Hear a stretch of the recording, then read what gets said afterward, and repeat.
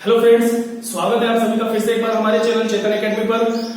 Triple integration के evaluation की series में आगे बढ़ते हुए आज हम कवर करने जा रहे हैं केस नंबर 3। केस नंबर 3 में हम देखेंगे कि जब हमारा जो रीजन है या वॉल्यूम है वो बाउंडेड हो किन्हीं दो डिफरेंट कर्व से, तो डिफरेंट कर्व के बाउंडेड रीजन के अलोंग अब हम ट्रिपल इंटीग्रेशन को एवेल्युएट करने जाएंगे। पहले से हम अच्छे से समझते आए हैं कि ट्रिपल इंटीग्रेशन का जो वैल्यू होता है वो क्या होता है। ज्योमेट्रिकल मीनिंग में हमने बहुत अच्छे से कवर किया है। जब भी हम किसी फंक्शन का ट्रिपल इंटीग्रेशन करते हैं तो यहाँ पे जो हमको फंक्शन मिलता है उसको हम कहते हैं डेंसिटी फंक्शन, और इस इंटीग्रेशन का, इस ट्रिपल इंटीग्रल का जो भी आंसर आता है उसको हम कहते हैं मास।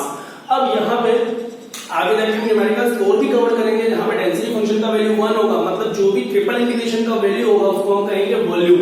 अब यहाँ पे सिचुएशन ऐसी है केस नंबर 3 में कि हमको बाउंडेड कर्व्स के जो बाउंडेड कर्व होंगे उन बाउंडेड कर्व के अलोंग हमको क्या करना होगा, ट्रिपल इंटीग्रेशन को एवेल्युएट करना होगा। इसके पहले हमने दो डिफरेंट केसेस भी डिस्कस किए थे, जिसमें केस फर्स्ट में हमने डिस्कस किया था कि जब हमको इंटीग्रेशन की तीनों लिमिट्स कांस्टेंट हो। दो एग्जांपल हमने किए थे उस पर बेस्ड। केस नंबर 2 में हमने देखा कि जब हमको इंटीग्रेशन की लिमिट्स जो है वो वेरिएबल फॉर्म में गिवन हो। हमने बहुत अच्छे से उस केस को डिस्कस किया लास्ट वीडियो में।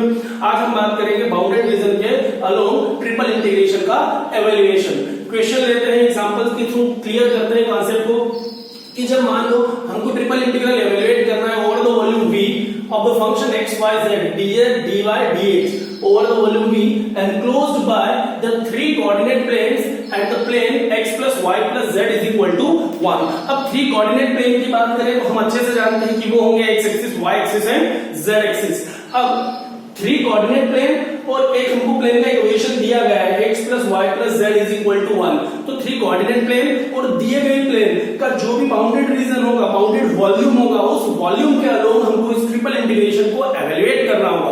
तो सबसे पहले हम बात करते हैं कि वो बाउंडेड वॉल्यूम क्या होगा। तो सपोज ये हमारे पास मान लो ये हुआ हमारा x एक्सिस, ये हुआ y एक्सिस।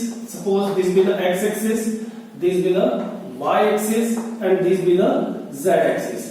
अब देखिए यहाँ पे क्या होगा, सबसे पहले ये इंटीग्रेशन पे हमारे लिए बहुत आसान होता, बस चुनौती ये कि हमारे सामने कि हमें जो है इंटीग्रेशन की लिमिट पता नहीं है। We just have to find out the limits of the integration, फिर तो हम बड़ी आसानी से इस इंटीग्रेशन को इवैल्यूएट कर लेंगे। अब लिमिट निकालने के लिए हमको बाउंडेड रीजन थोड़ा सा ड्रॉ करना पड़ेगा, ट्रेस आउट करना पड़ेगा ताकि कंसेप्ट हमारा और ज्यादा क्लियर हो जाए। अब देखिए यहाँ पे 1 पॉइंट हमको दिया है x plus y plus z is equal to 1, मतलब जो हमारा प्लेन होगा x plus y plus z is equal to 1 वो एक्सेस इंटरसेप्ट की फॉर्म में लेके चले तो x, y और z को 1 1 1 पर इंटरसेक्ट करेगा कहीं ना कहीं। तो मान लो ये पॉइंट 1 है, ये पॉइंट भी 1 है। यहाँ पे सपोज ये पॉइंट 1 है, तो कहीं ना कहीं हमारा जो स्ट्रक्चर है वो इस प्रकार से आ जाएगा। क्लियर। अब ये तो जो है तीनों एक्सिस का ओरिजिन हम कह सकते हैं 0 0 एंड 0। अब इसकी यदि बात की जाए तो x एक्सिस पे इस प्लेन के कोऑर्डिनेट्स क्या होंगे, हम जानते हैं x एक्सिस पे 1 पॉइंट पे इंटरसेक्ट हो रहा है और y और z जो है वो 0 होते हैं यहाँ पे। फिर यदि यहाँ पे बात की जाए तो y एक्सिस पे x और z का वैल्यू जो है वो हो जाएगा 0 और y का वैल्यू हमने को y इंटरसेक्ट 1 देके रखा है। यहाँ पे यदि बात की जाए तो z पे x और y जो है वो 0 होंगे और y इंटरसेप्ट जो है वो 1 हमने को देके रखा है। तो इस प्रकार हमने तीनों कोऑर्डिनेट्स को फाइंड आउट कर लिया। अब जो बाउंडेड रीजन है वो कैसा देके रखा है कि हमको थ्री कोऑर्डिनेट प्लेन और दिए गए प्लेन का बाउंडेड वॉल्यूम जो है वो फाइंड आउट करना है। तो यहाँ पे अपने को ये दिख रहा है कि ये जो है ये पूरा जो हमने बनाया है ये एक बाउंडेड वॉल्यूम है। अब इस बाउंडेड वॉल्यूम में हमको क्या करना होगा, स्ट्रिप लेना होगा। यहाँ पे हम स्ट्रिप की बजाय 3 डायमेंशनली एक पिलर कह सकते हैं। जब 2 डायमेंशनल पे काम करते हैं तो स्ट्रिप बोल सकते हैं, वैसे स्ट्रिप भी कहा जा सकता है पर पिलर कहें तो ज्यादा बेटर होगा। अब यहाँ पे देखिए यदि हम z एक्सिस के पैरेलल एक स्ट्रिप ले लें तो हमें कैसा सिचुएशन देखने को मिलेगा। सपोज एक z एक्सिस के पैरेलल हमने यहाँ पे सपोज एक पिलर लिया, तो इस प्रकार से अपने को कहीं ना कहीं एक वो पिलर जो है देखने को मिलेगा। अब हम लिमिट्स यहां से तय करेंगे कि कैसे हम लिमिट्स को फाइंड आउट कर सकते हैं। तो ये एक पिलर हमने यहाँ पे लिया। अब देखिए यहाँ पे यदि हम z की बात करें तो हमको करना क्या होता है बच्चों, जब हम लिमिट फाइंड आउट करते हैं ना तो लिमिट के केस में जब हम z की लिमिट निकालते हैं तो एक तो हमको कहा है कि कोऑर्डिनेट प्लेन से लेके दिए गए प्लेन तक का बाउंडेड वॉल्यूम, और कोऑर्डिनेट प्लेन पे हम जानते हैं कि x y z सब 0 0 ही होते हैं। तो हम यहाँ पे लिमिट्स के लिए ये बात लिख सकते हैं कि जो लिमिट्स होंगी वो कैसी होंगी, z की जो लिमिट है वो 0 से लेके कहां तक आप दिए गए कर्व से सिर्फ z की वैल्यू निकाल के रख ले। तो z की वैल्यू यहां क्या आ जाएगी 1 minus x minus y, 1 minus x minus y।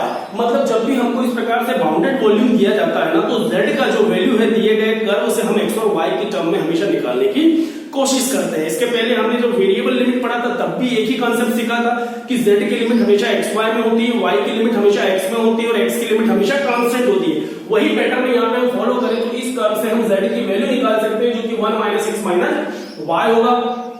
क्योंकि ये जो बाउंडेड वॉल्यूम है ना यहाँ पे अपन ने जो ड्रॉ किया है 1 1 1 पे, इसका इक्वेशन क्या है x plus y plus z is equal to 1। अब देखिए z कहां से शुरू हो रहा है, कोऑर्डिनेट एक्सिस से शुरू हो रहा है, जो कोऑर्डिनेट प्लेन है वहां से शुरू हो रहा है तो वहां तो 0 से स्टार्ट हुआ और कहां तक जाएगा, वॉल्यूम के किसी न किसी एक सरफेस तक जाएगा।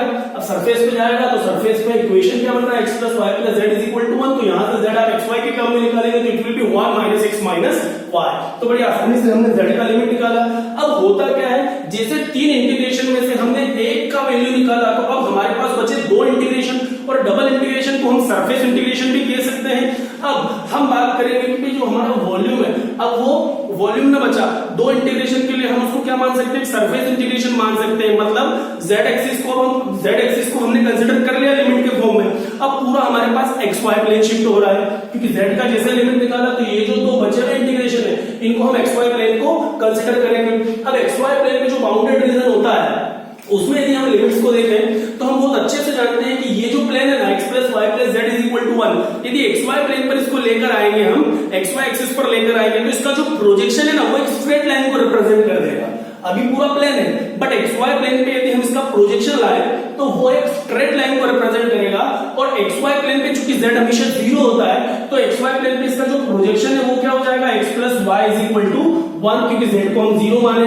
अब ये क्या हो गया, एक स्ट्रेट लाइन हो गया। मतलब प्लेन का प्रोजेक्शन xy प्लेन पे क्या मिला हमको, एक स्ट्रेट लाइन मिला। अब वो स्ट्रेट लाइन भी कोऑर्डिनेट एक्सिस से शुरू हो रहा है, y बराबर 0 से स्टार्ट होकर कहां तक जाएगा, इस स्ट्रेट लाइन तक जाएगा और यहां से यदि हम y का वैल्यू निकालें तो क्या मिल जाएगा 1 माइनस x। मतलब y का जो लिमिट है यहाँ पे हमको क्या देखने को मिल जाएगा 0 से लेके 1 माइनस x तक। अब उसी प्रकार यदि हम x की बात करें, अब इसी स्ट्रेट लाइन को हम केवल x एक्सिस पे लेके आएंगे तो y का लिमिट वहां पे y का वैल्यू 0 हो जाएगा। मतलब x मैक्सिमम कहां तक जाएगा 1 तक। तो x मैक्सिमम 1 तक जाएगा, कहां से 0 से। तो x का जो लिमिट होगा वो क्या हो जाएगा 0 से लेके 1 तक का हो जाएगा। इस प्रकार हमने बाउंडेड वॉल्यूम में बड़ी आसानी से x, y और z के जो लिमिट्स है वो फाइंड आउट कर लिए। हमारा हमेशा एक ही बात का ध्यान रखना होता है यहाँ पे कि जो हमारा पर्पस होता है वो यही होता है कि we always find the limit of z in terms of xy, y in terms of x and x in terms of constants. यदि ये पर्पस हम पूरा कर लेते हैं तो हमारा काम जो बड़ा आसान हो जाता है यहाँ पे। अब यदि हम इनको सिंप्लीफाई करें तो देखिए हमें क्या मिल जाएगा, triple integral over the volume V of x y z dz dy dx। अब यहां हम लिख सकते हैं x is equal to 0 to 1, y is equal to 0 to x and z is equal to 0 to x नहीं 1 minus x and z is equal to 0 to 1 minus x minus y of x y z dz dy and then dx। अब हमने limits को consider किया है यहाँ पे integration में। अब करना क्या होगा, सबसे पहले z के रेस्पेक्ट में इंटीग्रेशन होगा, वही बॉक्स पैटर्न पे आ जाओ। सबसे पहले z के रेस्पेक्ट में इंटीग्रेशन होगा, xy को कांस्टेंट मानेंगे, जो भी z की लिमिट होगी xy में कन्वर्ट होगी। फिर हम y के रेस्पेक्ट में इंटीग्रेशन करेंगे x को कांस्टेंट मानते हुए। फिर हम उस लिमिट से देखिए y की लिमिट से सारे y x में कन्वर्ट होंगे। मतलब कुल मिला के जब हम फर्स्ट इंटीग्रेशन पे आएंगे, सिंगल इंटीग्रेशन पे आएंगे तो हमको पूरा फंक्शन x के फॉर्म में मिलेगा। फिर x के रेस्पेक्ट में इंटीग्रेशन करेंगे और x की कांस्टेंट लिमिट रखेंगे, हमको हमारा जो है वैल्यू जो है ट्रिपल इंटीग्रेशन का बड़ी आसानी से मिल जाएगा। अब इंटीग्रेट करें यहाँ पे हम तो देखिए क्या मिलेगा, integration from x is equal to 0 to 1, y is equal to 0 to 1 minus x। अब xy हुआ कांस्टेंट और z के रेस्पेक्ट में इंटीग्रेशन करेंगे तो ये क्या हो जाएगा z स्क्वायर बाय 2। अब यहाँ पे हमको लिमिट भी रखना है z का, तो z is equal to 0 to 1 minus x minus y. We just have to substitute the limit in this integration और फिर जो आएगा उसको y के रेस्पेक्ट में करेंगे एंड देन x के रेस्पेक्ट में करेंगे। तो xy कांस्टेंट हुआ, z का z स्क्वायर बाय 2। अब ये चूंकि 1/2 कांस्टेंट है, इस वजह से इसको हमने किया बाहर। Integration from x is equal to 0 to 1, y is equal to 0 to 1 minus x। अब देखिए xy तो चूंकि हमने कांस्टेंट माना था z के लिए, अब यहाँ पे हमको लिमिट रखना है z की जगह 1 माइनस x माइनस y। तो z की प्लेस पे आया 1 माइनस x माइनस y का स्क्वायर। अब z की प्लेस पे 0 रखेंगे तो लोअर लिमिट की वजह से पूरा फंक्शन 0 होगा, तो उसको रखने की आवश्यकता नहीं है। Then dy and dx। अब a minus b minus c का होल स्क्वायर, हम इसको थोड़ा सा ओपन करें, देखते हैं क्या समीकरण बन रहा है यहाँ पे। 1/2 x is equal to 0 to 1, y is equal to 0 to 1 minus x, xy into, अब देखिए इसको हम ओपन करें तो a minus b minus c का स्क्वायर, ये हो जाएगा a square plus b square plus c square minus, तो 1 plus x square plus y square minus 2x minus 2y और प्लस 2xy। ठीक है, a square plus b square plus c square minus 2ab minus 2x minus 2y 2ab minus 2ca और plus 2ab। ठीक है, and into dy dx। अब इसको थोड़ा सा और सिंपलीफाई करिए, ये जो बाहर xy है इसको अंदर हर एक टर्म में हम मल्टीप्लाई करें, देखिए हमें क्या मिलेगा। 1/2 integration from x is equal to 0 to 1, y is equal to 0 to 1 minus x, अंदर मल्टीप्लाई करें, देखिए क्या मिलेगा। xy का 1 के साथ मल्टीप्लाई किया तो ये हो गया हमारा xy plus x into x square, it will B x cube y plus xy cube minus 2x into xy, तो 2x square into y minus 2x y square plus यहाँ मल्टीप्लाई हुआ, यहाँ हुआ, यहाँ हुआ, यहाँ का भी हो गया, 2y के साथ भी हमने कर दिया। अब 2x y के साथ xy का करेंगे तो 2x square y square then dy and dx। ठीक, अब ये जो इंटीग्रेशन हमको मिला है, ये जो फंक्शन मिला है, अब इस फंक्शन को हमें इंटीग्रेट करना है y के रिस्पेक्ट में from y is equal to 0 to 1 minus x, और फिर हम लिमिट सब्स्टिट्यूट करेंगे, फिर x के रिस्पेक्ट में इंटीग्रेशन करेंगे, देखते हैं क्या मिलता है। तो it will be 1/2 x is equal to 0 to 1। अब y के रिस्पेक्ट में इंटीग्रेशन करें तो x को हम कांस्टेंट माने, तो ये x को कांस्टेंट किया, y का इंटीग्रेशन हुआ y square by 2 plus x cube हुआ हमारा कांस्टेंट और y के रिस्पेक्ट में इंटीग्रेशन किया तो ये हुआ y स्क्वायर बाय 2, फिर plus x constant y cube का हो जाएगा y to the power 4 by 4 minus 2 x square constant y का किया तो ये हुआ y square by 2 minus 2x y square का हुआ y cube by 3 plus 2 x square constant और y स्क्वायर का करेंगे तो ये हो जाएगा y cube by 3 and then dx, और y का जो लिमिट है वो हो गया 0 से लेके 1 माइनस x तक।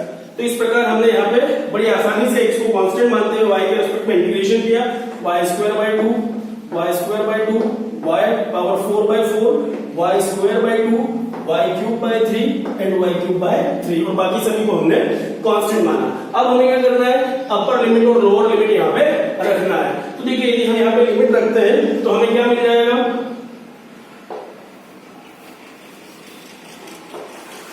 ठीक। अब यदि हम लिमिट रखते हैं तो हमें मिलेगा is equal to 1/2 integration from x is equal to 0 to 1, हमें मिलेगा x by 2 into y square. अब y की जगह हमें रखना है 1 माइनस एक्स, तो ये हो जाएगा 1 माइनस एक्स का square plus x cube by 2 into y square. X cube by 2 into y square मतलब 1 माइनस एक्स का स्क्वायर। ये हमने यहाँ सेकेंड टर्म में भी रख दिया लिमिट। अब थर्ड पे आए तो एक्स बाय 4 वाई पावर 4, तो ये हुआ plus x by 4 y power 4 मतलब 1 minus x to the power 4 minus 2 x square by 2, तो 2 से 2 को तो हम कैंसिल कर सकते हैं, तो ये हो जाएगा एक्स स्क्वायर वाई स्क्वायर और ये है माइनस में माइनस एक्स स्क्वायर और वाई स्क्वायर की प्लेस पे हमने रखा 1 माइनस एक्स का होल स्क्वायर। फिर हमने 1 2 3 4 टर्म्स हमने कवर किया। Minus 2 by 3 x y cube minus 2 by 3 x y cube और वाई क्यूब की जगह फिर हमने 1 माइनस एक्स क्यूब रखा, ये टर्म भी कवर हुआ। Plus 2 x square by 3 plus 2 x square by 3 into y cube और वाई क्यूब की प्लेस पे हम ले सकते हैं 1 माइनस एक्स का क्यूब। और यदि हम लोअर लिमिट की बात करें तो देखिए लोअर लिमिट में हमारे पास क्या आ जाएगा, y की प्लेस पे 0, तो हर एक टर्म में न्यूमरेटर में हमको y दिख रहा है मतलब सारे y जो है वो 0 हो जाएंगे, तो ये हुआ हमारा dx। मतलब इस प्रकार अब हमें करना क्या होगा यहाँ में, अब ये जितने भी 1 minus x square 1 minus x square 1 minus x to the power 4 1 minus x square 1 minus x cube 1 minus x cube, इन सभी को थोड़ा सा सिंप्लीफाई करेंगे और सिंप्लीफाई करने के बाद देखिए हमें रिजल्ट क्या मिलता है। देखिए अब यहां तक तो हमने सॉल्व किया, हमने देखा कि कैसे हम x के रिस्पेक्ट में y के रिस्पेक्ट में इंटीग्रेशन किए, y की अपर लिमिट लोअर लिमिट रखा, y की जगह हमने 1 माइनस x रखा, तो हमको इतना बड़ा सा कॉम्प्लिकेटेड इक्वेशन मिला है। अब ये इक्वेशन सॉल्व करना बड़ा सिंपल सा काम है, अपने को 1 माइनस x का स्क्वायर ओपन करना है, यहाँ पे भी 1 minus x square 1 minus x power 4 1 minus x square 1 minus x cube 1 minus x cube, इन सबको हम ओपन करेंगे, सिंप्लीफाई करेंगे, टर्म्स को एक साथ लिखेंगे, सेम ऑर्डर की सेम डिग्री की टर्म्स को एक साथ लिखें, तो इसके सिंप्लीफिकेशन के बाद हमको क्या मिल जाएगा 1/24 बाहर था 1/2, बट यहां से भी हमने कॉमन टर्म्स लिया, उसका एलसीएम लिया, तो कहीं ना कहीं हमको 1/24 बाहर आ गया। अब मिला हमें x minus 4x square plus 6x cube minus 4x power 4 plus x to the power 5। अब हमको x के रेस्पेक्ट में जस्ट इसको इंटीग्रेट करना है, हमें मिल जाएगा 1/24। देखिए x के रेस्पेक्ट में इंटीग्रेट करें तो x का हो जाएगा x स्क्वायर बाय 2 माइनस यहाँ पे आ जाएगा 4x क्यूब बाय 3 प्लस यहाँ आ जाएगा 6x की पावर 4/4, तो 6/4 मतलब 3/2 x टू दी पावर 4, यहाँ मिलता हमें 6x टू दी पावर 4/4, तो 6/4 को हम लिख सकते हैं 3/2 और minus 4x to the power 5/5 plus x to the power 6/6 from x is equal to 0 to 1। तो इस प्रकार हम इंटीग्रेट किए तो हमें ये टर्म मिला। अब हमें जस्ट x की प्लेस पे उसकी लिमिट को सब्स्टिट्यूट करना है, अपर लिमिट और लोअर लिमिट को। तो अपर लिमिट में जहां जहां हमको x नजर आ रहा है हम उसकी प्लेस पे क्या रख देंगे 1 और लोअर लिमिट के केस में हम रख देंगे 0। देखिए हमें क्या मिलता है, इट विल बी 1/24।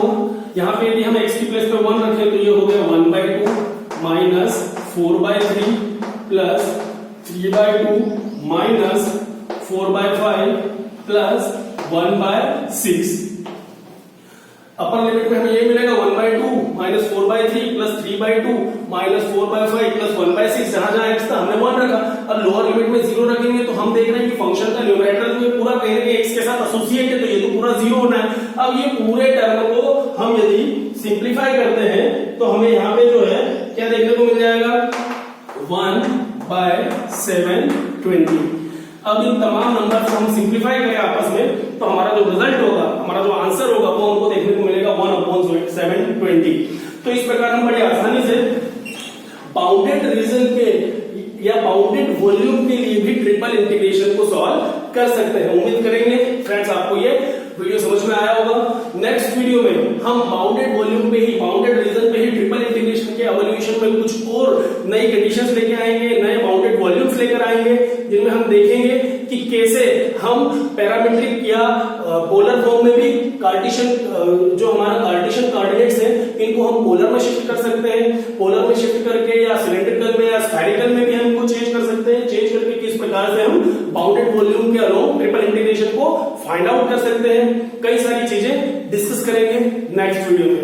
तो thank you very much, thanks for watching this video.